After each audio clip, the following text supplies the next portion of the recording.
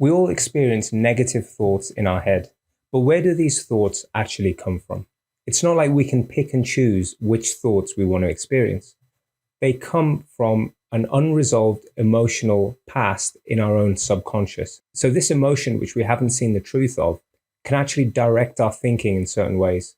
For example, if you have a feeling of being cold and detached from reality, this can create thoughts of an existential angst like nature. And then these thoughts, in turn, will re energize the emotion. So you have a vicious cycle between these emotions in our subconscious and our thinking thought process. So these emotions in our subconscious actually, in a way, they run the show covertly. They can create thoughts in our head, and we might be shocked at these thoughts and wonder where they came from. But it's just our mind's way of trying to rationalize these deeper feelings that are in our subconscious, such as anything from excitement to anger to fear to anxiety and so on. And all of these emotions together actually make up the emotional self.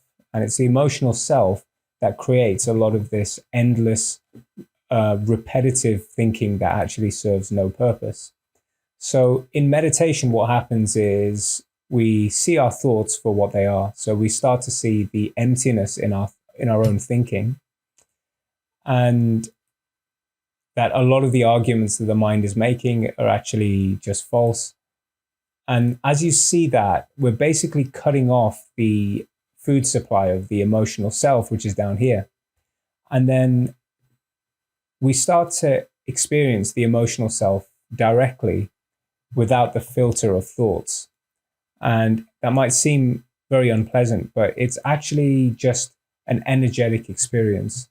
So to feel anger directly without the thinking, or to feel fear directly, it's a rush of energy.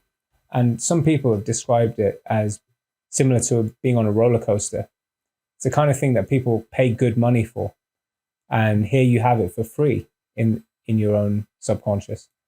So without the story, these emotions can just be a rush of energy. So anger, for example, is like a hot, prickly sensation, whereas anxiety is this kind of fluttering sensation and so on.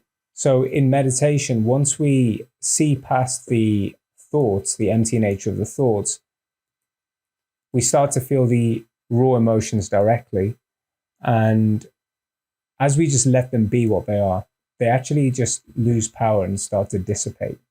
And that is when we start to gain power over the emotional self. So as the emotional self gets weaker, we start to gain more presence.